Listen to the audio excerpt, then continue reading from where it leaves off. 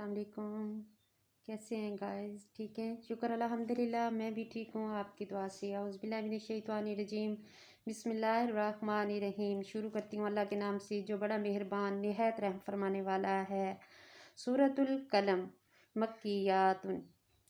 آج میں اس کا ترجمہ آپ کے سامنے پیش کروں گی انشاءاللہ۔ اللہ تعالیٰ مجھے اس کا اجر عطا فرمائے۔ اللہ تعالیٰ کے نام سے شروع جو نہایت مہربان بہت رحم کرنے والا ہے۔ قسم ہے قلم کی اور اس کی جو وہ لکھتے ہیں۔ اے نبی، اپنے رب کے فضل سے مجنون نہیں، اور بے شک آپ کے لیے البتہ بے انتہا اجر ہے، اور یقیناً آپ خالق عظیم ہیں۔ پھر جلد ہی آپ دیکھ لیں گے اور وہ کفر بھی دیکھ لیں گے کہ تم میں سے کون دیوانہ ہے۔ بے شک آپ کا رب ہی اسے بہتر جانتا ہے۔ جو اس کی راہ سے بھٹکا اور وہی بہتر جانتا ہے ہدایت پانے والوں کو بھی۔ تو آپ تہذیب کرنے والوں کے اطاعت نہ کریں، وہ چاہتے ہیں کہ آپ کچھ نرم پڑیں تو وہ بھی نرم پڑ جائیں، اور آپ ہر قسم کھانے والے ذلیل کی بات نہ مانیں، جو طعنے دینے والا انتہائی چغل خور ہے، بھلائی سے روکنے والا، حد سے گزرنے والا، سخت گناہگار ہے۔ اجر اس کے علاوہ حرام زادہ ہے، اس لیے کہ وہ مال اور بیٹوں والا ہے۔ جب اس پر ہماری آیت تلاوت کی جاتی ہے تو کہتا ہے کہ یہ پہیلیوں کے افسانے ہیں، ہم جلد اسے اس کی سونڈ ناک پر داغ لگا دیں گے۔ توبہ استغفار۔ بے شک ہم نے انہیں آزمایا جیسے ہم نے باغ والوں کو آزمایا تھا، جب انہوں نے قسمیں کھائی کہ البتہ صبح ہوتے ہی اس کے پھل کو ضرور توڑیں گے، اور وہ انشاءاللہ نہیں کہہ رہے تھے۔ وہ باغ توڑنے کے بارے میں تو کہہ رہے تھے مگر اس کے ساتھ انشاءاللہ نہیں کہہ رہے تھے، اس لیے انشاءاللہ ہر کام کے ساتھ بہت ضروری ہے، اور آپ بھی کوشش کریں کہ جو بھی کام شروع کریں تو کہیں انشاءاللہ۔ تو آپ کے رب کی طرف سے کوئی پھرنے والا عذاب اس باغ پر پھر گیا، چنانچہ وہ سو رہے تھے، پھر وہ باغ کٹی کھیتی کی طرح ہو گیا۔ جب وہ باغ کٹی کھیتی کی طرح ہو گیا، پھر وہ صبح ہوتے ہی انہوں نے ایک دوسرے کو پکارا کہ تم اس اپنی کھیتی پر صبح سویرے چلیں گے، تم تیار رہنا، اپنی کھیتی پر صبح سویرے چلیں گے، چلو اگر تمہیں پھل توڑنا ہے۔ چنانچہ وہ چل پڑے اور آپس میں چپکے چپکے کہہ رہے تھے کہ آج تمہارے باغ میں کوئی مسکین داخل نہ ہونے پائے، اور وہ صبح سویرے یہ سوچ کر لپکتے گئے کہ وہ مسکینوں کو روکنے پر قادر ہیں۔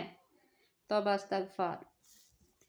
اللہ تعالیٰ نے ان کی تباہ کر دی کھیتی، اور وہ ابھی بھی ان کو نہیں پتا تھا، اور وہ اپنے دل میں یہ سوچ رہے تھے کہ آج ہم ادھر جائیں گے تو کسی کو اپنی کھیتی میں نہیں آنے دیں گے، مطلب غریب غربا کو ہم خود کھائیں گے، مطلب کسی کو نہیں دیں گے۔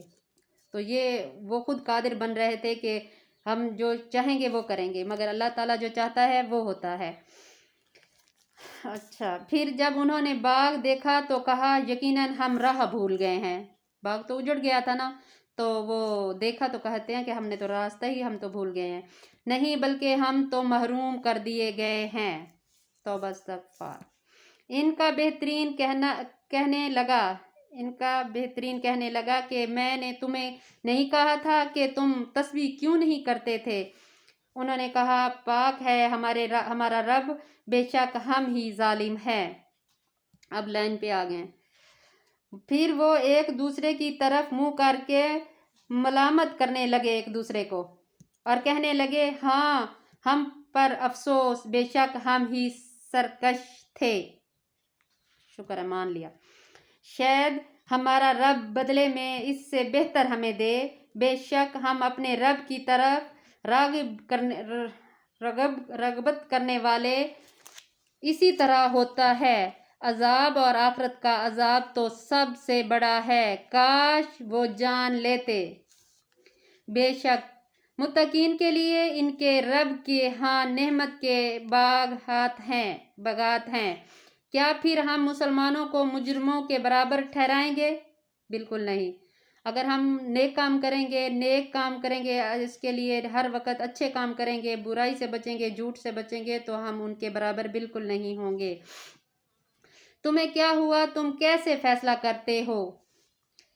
کیسے فیصلے کرتے ہو؟ کیا تمہارے پاس کوئی کتاب ہے جس میں تم پڑھ لیتے ہو؟ کیا یقیناً تمہارے لیے اس کتاب میں تمہاری من مانی باتیں ہیں؟ کیا تم نے ہم سے یوں قیامت تک پہنچنے والی قسمیں کھا لی ہیں کہ تمہارے لیے وہ ہوگا جو تم فیصلہ کرو گے؟ انسان کہتا تو یہی ہے کہ اللہ تعالیٰ کا جو فیصلہ ہوگا وہی کروں گے، پر من میں وہ کہتا ہے کہ میری اپنی ہی مانی جائے، کہ جو میں چاہوں وہ ہو، مگر ایسا بالکل نہیں ہوتا۔ جو میرے اللہ تعالیٰ چاہتے ہیں وہی ہوتا ہے۔ اس سے پوچھیں کہ ان میں کون اس کا ذمہ لیتا ہے؟ کوئی بھی نہیں لے گا۔ کیا ان کے کوئی شریک ہیں؟ تو چاہیے کہ وہ اپنے شریک لے آئیں، اور اگر وہ سچے ہیں۔ جس دن پنڈلی کھول دی جائے گی اور انہیں سجدے کے لیے بلایا جائے گا تو وہ سجدہ نہ کر سکیں گے۔ ان کی نظریں جھکی ہوں گی، ان پر ذلت چھا رہی ہوگی، اور تحقیق دنیا میں انہیں سجدے کے لیے بلایا جاتا تھا جب کہ وہ صحیح سالم تھے۔ دنیا میں جب بلایا جاتا تھا تو نخرے کرتے تھے، جب اب آخرت میں بلایا جائے گا تو پھر نظریں جھکی ہوں گی اور مطلب ذلت چھا رہی ہوگی چہرے پہ۔ لہٰذا چھوڑ دیجئے مجھے اور اس کو جو اس کی حدیث قرآن کو جھٹلاتا ہے۔ بے شک ہم انہیں آہستہ آہستہ تباہی کی طرف لے جائیں گے، اسی طرح کہ انہیں علم تک نہ ہوگا، اور میں انہیں ڈھیل دیتا ہوں۔ بے شک میری تدبیر انتہائی پختہ ہے۔ بے شک میرا اللہ تعالیٰ جو کر سکتا ہے انسان نہیں کر سکتا، تو اللہ تعالیٰ انسان کو ڈھیل دیتا ہے کہ میں دیکھوں یہ کہاں تک جاتا ہے۔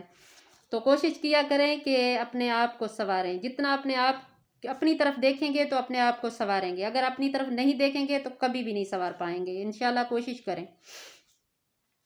اچھا، اے نبی کیا آپ ان سے اجر مانگتے ہیں جو وہ چٹی کے بوجھ سے دبے جا رہے ہیں؟ کیا ان کے پاس علم غیب ہے تو وہ اس سے لکھ لاتے ہیں؟ چنانچہ آپ اپنے رب کے حکم کے لیے صبر کریں اور مچھلی والے یونس کی طرح نہ ہوں، جب اس نے اللہ کو پکارا تھا جب کہ وہ غم سے بھرا ہوا تھا۔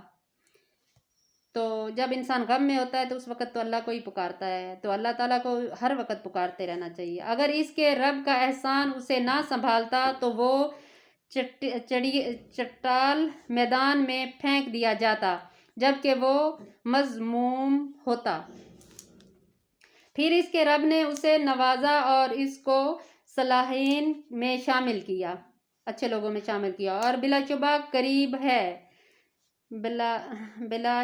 قریب ہے کہ کافر لوگ اپنی بری نظروں سے آپ کو پھسلا دیں گے جب وہ یہ ذکر قرآن سنتے ہیں اور کہتے ہیں کہ بے شک وہ تو یقیناً دیوانہ ہے، اور یہ قرآن تو سب جہانوں کے لیے نصیحت ہے۔ بے شک جو نصیحت حاصل کریں گے وہ انشاءاللہ ضرور کامیاب ہوں گے، اور کامیابی کی طرف قدم چلائیں اور اپنے آپ کو نیک بنائیں، نیک بننے کی کوشش کریں۔ کوشش کامیابی ہے، انشاءاللہ آپ لوگوں کو بھی ضرور کامیابی ملے گی۔ اللہ حافظ۔ میرا چینل سبسکرائب کرنا، لائک کرنا، شیئر کرنا۔